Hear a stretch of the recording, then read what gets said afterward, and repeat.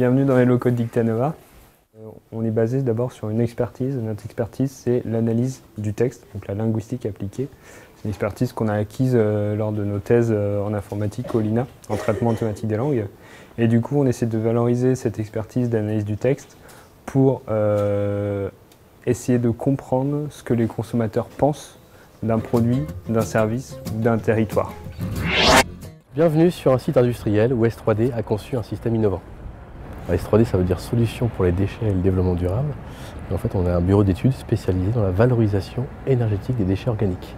L'idée de créer cette société est née en 2007, après un cursus d'ingénieur et un doctorat à l'école des mines de Nantes. J'ai eu l'opportunité de déposer un brevet sur une thématique visant à la valorisation énergétique des déchets organiques, notamment des graisses animales. Et donc je me suis dit que pourquoi pas créer une société pour en faire profiter les industriels de l'agroalimentaire français.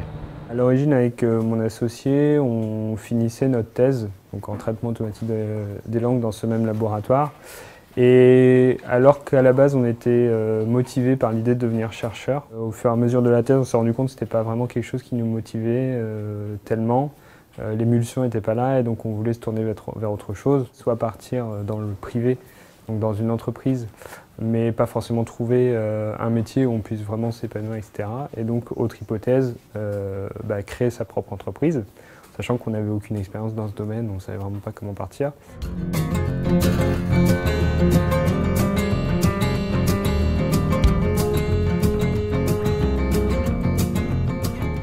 L'intérêt des entrepreneuriales, c'est que ça nous a permis de structurer, je dirais, la démarche entrepreneuriale, mais également ça nous a offert un réseau d'entrepreneurs, dont notamment certains étaient déjà dans le marché des déchets agroalimentaires et agricoles. Après, on a aussi capitalisé au niveau méthode parce qu'on a pu apprendre à faire un business plan et de quoi se constitue un business plan.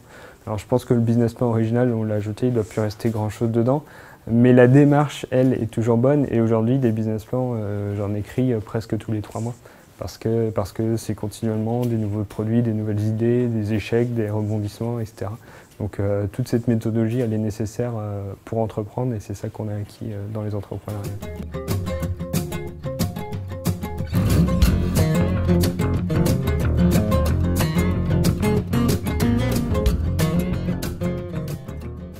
Le projet d'entreprise est directement ancré sur les résultats de notre thèse. Donc c'est une valorisation pratiquement directe de nos recherches qui ont été réalisées pendant la thèse.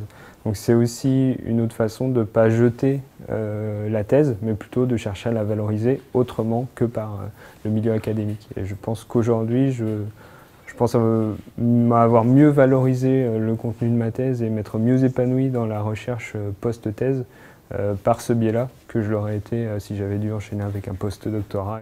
Alors il y a 2 types d'accompagnement. Il y a un accompagnement pédagogique et un accompagnement de recherche.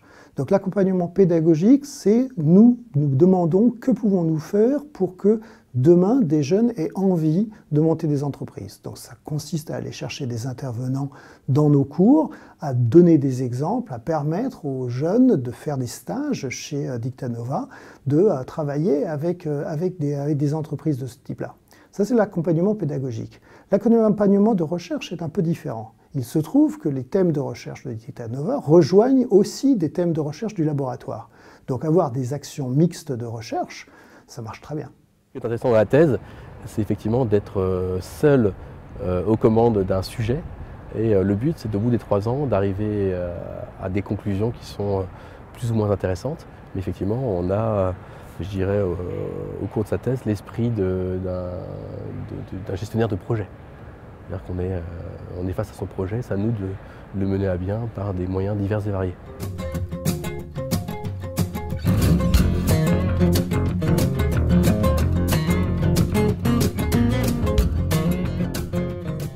Pour être entrepreneur, il faut bon nombre de qualités, mais je pense que les primordiales sont la persévérance et je dirais la polyvalence aussi.